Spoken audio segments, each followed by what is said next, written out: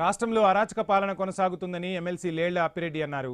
ఎవరైనా సమస్యలపై ప్రశ్నిస్తే కేసులు పెట్టి గొంతు నొక్కేస్తున్నారని ఆగ్రహం వ్యక్తం చేశారు. ఇంటర్ బోర్డు కార్యాలయం ముట్టడి కేసులో జైల్లో ఉన్న వైసీపీ విద్యార్థి నాయకుడు పొనుగంటి చైతన్యతో ఎమ్మెల్సీ లేళ్ల అప్పిరెడ్డి, నూరి ఫాతిమా ములాఖతయ్యారు. కూటమి ప్రభుత్వం ఫీజు రియంబర్స్మెంట్ నిధులు విడుదల చేయకపోవడంతో విద్యార్థులు చదువుకు దూరమవుతున్నారని ఆవేదన వ్యక్తం చేశారు. ఇప్పటి వరకు 7,100 ఫీజు రియంబర్స్మెంట్, వసతి దీవెన పెండింగ్లో ఉన్నాయని చెప్పారు. చైతన్యను అరెస్టు చేస్తే ఉద్యమం ఆగుతుందా అని ప్రశ్నించారు.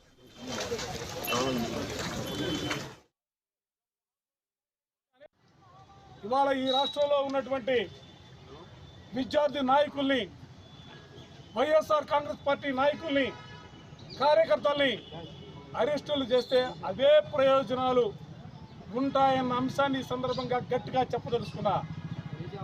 చరిత్రలో చాలా మందిని చూసాం, నియంత్రణగా ఉన్నటువంటి అనేక మంది రాజులను చూసాం, ముఖ్యమంత్రులను చూసాం.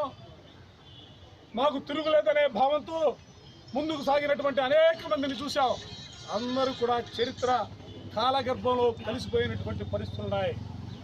ముఖ్యంగా విద్యార్థులతో పెట్టుకున్నటువంటి ఏ ప్రభుత్వం కూడా మనుగడ కొనసాగించినటువంటి పరిస్థితులు చరిత్రలో లేవు.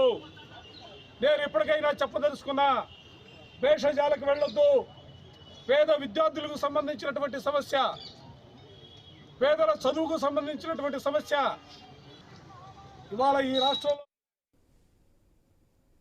రాష్ట్రంలో రెడ్ బుక్ పాలన నడుస్తుందని గుంటూరు నగర అధ్యక్షురాలు నూరి ఫాతిమా అన్నారు. విద్యార్థుల సమస్యలపై నిరసన చేపట్టిన చైతన్యను జైల్లో పెట్టడం దారుణమన్నారు. ప్రభుత్వం వెంటనే స్పందించి విద్యార్థుల సమస్యలు పరిష్కరించాలని డిమాండ్ చేశారు.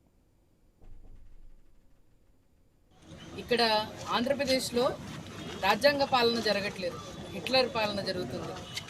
రెడ్ బుక్ పాలన ఈజ్ ఈక్వల్ టు హిట్లర్ పాలన. ఎక్కడా కూడా ఎవరైనా గొంతెత్తితే, ఎవరైనా ప్రశ్నిస్తే వాళ్ళని జైల్లో వేయటం, ఏదైనా ప్రజల సమస్యల గురించి కానీ, లేకపోతే ఈరోజు విద్యార్థులు ఎంతోమంది మరి ఫీజు రియంబర్స్మెంట్ లేక ఎంతమంది బాధపడుతున్నారో మనం అందరం చూస్తున్నారు. ఎన్ని కుటుంబాలు వాళ్ళ పిల్లల్ని చదువు ఆపేస్తున్నారో కూడా మనం చూస్తున్నాం.